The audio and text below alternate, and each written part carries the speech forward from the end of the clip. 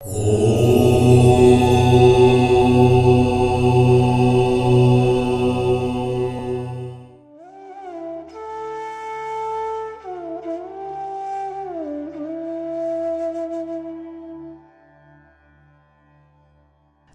आदर्श हमारी शान है, आपका संघर्ष हमारी पहचान है, आपका आशीष हमारी खुशकिस्मती, आपका आशीर्वाद हमारा उपहार है और आपकी कहानी कोई को प्रेरणा दे रही 100 सालों के साहस की पुराण है।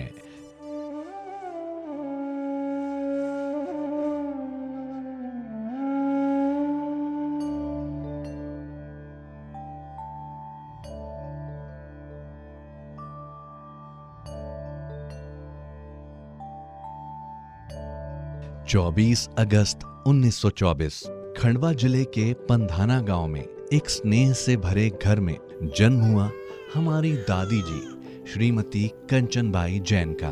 चंचलता से गुजरते बचपन में जिम्मेदारियों ने 10 साल की उम्र में ही दस्तक दे दी जब आपके पिताजी का आकस्मिक देहावसान हुआ।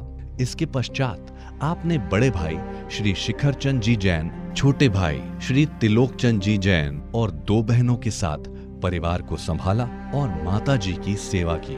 1930 के दशक में जब भारत आजादी की लड़ाई लड़ रहा था, तब भारत की यात्रा पर निकले महात्मा गांधी जी का भाषण आपने पंधाना में सुना। उनके मूल्यों और दूसरों के प्रति सेवा भाव ने आपको बाल उम्र में बहुत प्रभावित किया। इस सेवा की प्रवृत्ति को आपने तब भी नहीं छोड़ा जब 16 साल की उम्र में आपका विवाह दादाजी श्री हीरालाल जी जैन के साथ हुआ।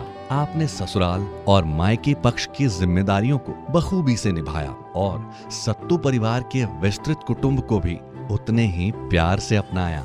1940 के दशक में जब नए भारत का जन्म हो रहा था, तब सत्तू परिवार के आंगन में भी किलकारियां गूंजी और 1945 में सुगंध दशमी के दिन आपके पुत्र श्री सुगंधी लाल जी और 1948 में सौभाग्य लक्ष्मी चंदन बालाजी ने जन्म लिया। फिर जहां 1950 और 1960 के दशक में ये देश खुद के पैरों पर खड़ा हो रहा था, वहीं आर्थिक उतार चढ़ाव के चलते आजीविका चलाने के लिए आपको दादाजी के साथ खंडवा छोड़कर भेलसा गांव विदिशा आना पड़ा। ये संघर्ष का समय आपने दादाजी के साथ किस साहस से व्यतीत किया, वो किस्से हमें आज भी सुनने को मिलते हैं और अभूतपूर्व प्रेरणा देते हैं। चेहरे पर बिना शिकन आए किसी भी विषम परिस्थिति को मुस्कान के साथ जी जाना अब आपके लिए एक आदत सा बन गया था।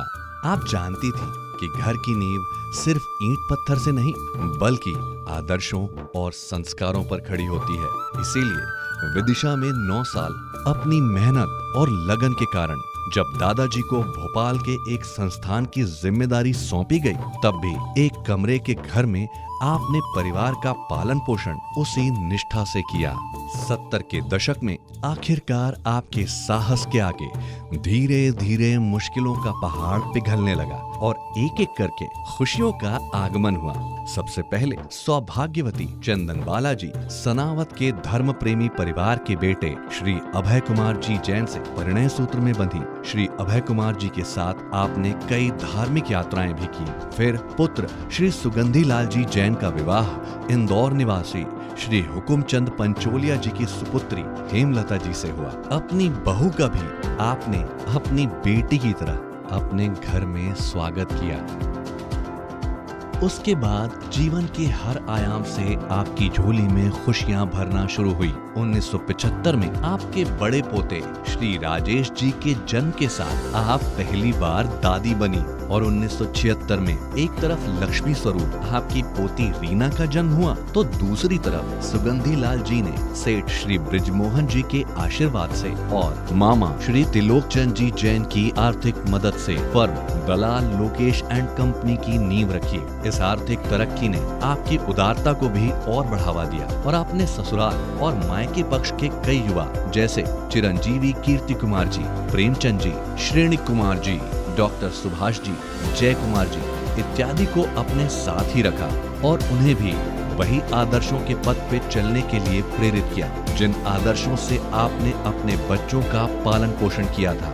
आज भी ये श्रीमान जन आपके आदर्शों पे चलते हुए अपने अपने क्षेत्रों में कार्यरत हैं। 80 के दशक की शुरुआत तो धूमधाम से हुई क्योंकि सुगंध लता ने आपको फिर एक बार दादी बनने की खुशखबरी दी और 1981 में चिरंजीव रोहित कुमार का जन्म हुआ। फिर आई 2 और 3 दिसंबर 1984 की वो काली रातें जब नियति ने वापस आपकी परीक्षा ली। भोपाल की हवा में जहरीली गैस खुली और शहर में अफरा तफरी मची। इस भयावह समय में भी आपने अपनी सूझबूझ से समस्त परिवार को ढांढस बंधाया और किसी को भी बाहर नहीं जाने दिया। अगले कुछ दिनों तक कई लोगों ने आपको शहर से बाहर पलायन करने की सलाह दी, मगर आप अपने फैसले पे अडिग रहीं और भोपाल में ही रहने का सुनिश्चित किया। 30 वर्ष के लंबे संघर्ष के बाद 1986 में आप एक बार पुनः भोपाल शहर में अपने स्वयं के आवास में पहुंची, जो कि पुत्र श्री सुगंधी लाल जी ने हीरा कंचन नाम से बनवाया। यहाँ बड़े धूमधाम से संपूर्ण परिवार के साथ आपने प्रवेश किया। इसके बाद कई सालों तक आपने शहर के कई धार्मिक और सामाजिक कार्यों में बढ़ चढ़कर हिस्सा लिया। जैसे जैसे परिवार की योग्यता बढ़ती गई, आपने खुली मुट्ठी से खूब दान पुण्य किया। फिर आया 90 का दशक, जिसकी शुरुआत में विरह ने अपना ताना बाना बुनकर इस जीवन यात्रा के आपके सबसे बड़े सहभागी दादाजी श्री हीरालाल जी को आपसे दूर कर दिया। इस घनघोर क्षति के बावजूद भी आपने कुटुंब में किसी का हौसला टूटने नहीं दिया। ये वो दशक भी था जहां एक तरफ हमारे देश ने पूरी दुनिया को अपनी अर्थव्यवस्था में स्वागत कर फिर सोने की चिड़िया बनने का सपना दिखाया, वहीं आपने भी अपने परिवार में पोता बहू सुरेश चंद जी सोनचरण जी के परिवार की पुत्री शालिनी और नरेंद्र बुद्धि चंद जी के परिवार की पुत्री सोनाली और पोते कंवर जी माणक चंद जी अमोलक चंद जी के पुत्र नीलेश कुमार का स्वागत किया। इन तीनों ही विवाह में आपने अपनी उम्र को नजरअंदाज कर जो जोश और उत्साह दिखाया वो देखने लायक था।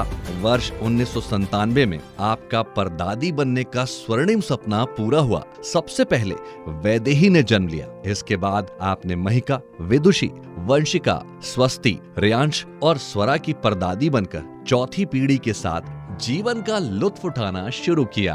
उम्र के जिस पड़ाव पर अक्सर बीमारियां किसी को भी बिस्तर पर रहने के लिए मजबूर कर देती है, उस समय 73 वर्ष की आयु में कैंसर और 83 वर्ष की उम्र में हर्निया के लिए सर्जरी को साहसी सहमति देकर इन बीमारियों को मात दी। जहां पूरे समाज ने इसे चमत्कारिक बताया, पर पूरे परिवार के हिसाब से ये दौर भी आपके अटूट हौसले के आगे बस एक और उदाहरण था। इतने लंबे जीवन चक्र में कई बार आपने अपने सगे संबंधियों को बिछड़ते हुए देखा, जिसमें सबसे पहले आए आपको सर्वप्रथम दादी की उपाधि से नवाजने वाले पोते चिरंजीव श्री राजेश कुमार जी, जो एक दुखद दुर्घटना में परमात्मा में विलीन हो गए। फिर 97 की उम्र में आपके अपने स्तंभ अपने छोटे भाई पंधाना वाले श्री त्रिलोक चंद जी जैन को भी देवगति को प्राप्त होते हुए आपने देखा। 8 दशक तक जीवन के हर संघर्षपूर्ण धूप में भी आप भाई बहन एक दूसरे की छाया बने रहे। जीवन के हर पड़ाव पर मामा श्री आपकी मदद के लिए सबसे आगे रहे। फिर आया साल 2020, आपके जीवन का 9वां दशक। लोगों के लिए नर्वस 90s होता होगा, पर इसमें भी आप डटी रहीं। जब कोरोना महामारी ने पूरे विश्व भर में हाहाकार मचाया था, परिवार का एक एक सदस्य दूसरे सदस्य की सेवा तक ठीक से नहीं कर पा रहा था। इस विकट समय में आपने अपने बेटे तुल्य भांजे श्री कीर्ति कुमार जी को, जो 8वीं कक्षा से 20 साल तक आपके साथ ही रहे, उनके देहावसान की खबर भी आपने सुनी। इसके बावजूद भी आपने पूरे घर को अपने सकारात्मक दृष्टिकोण से बांधे रखा और मानव सेवा हेतु कार्य करने के लिए बहुत प्रेरित किया। कभी भी आपने जीवन के प्रति विश्वास नहीं खोया। अमूमन घर के बड़ों के लिए आज के उपकरणों के बारे में सीखना या अपनी दिनचर्या में कुछ भी नए किस्म का परिवर्तन करना उन्हें अच्छा नहीं लगता, मगर आप में अभी भी नई चीजों को सीखने के लिए जो ललक और उत्साह है, उससे पूरा घर अचंभे में रहता है। 1924 से 2023 तक के इस सफर को चंद मिनटों में सीमित तो बिल्कुल नहीं किया जा सकता। बस ये हमारी एक छोटी सी कोशिश थी आपकी कहानी की एक छोटी सी झलक देने की, जिससे हमारी जीवन की राह आपके आदर्शों से सदैव प्रज्वलित रहे और इस साहस की पुराण से प्रेरित होकर आपका शतक वीरांगना श्रीमती कंचन बालाजी जैन का नाम और रोशन कर पाएं।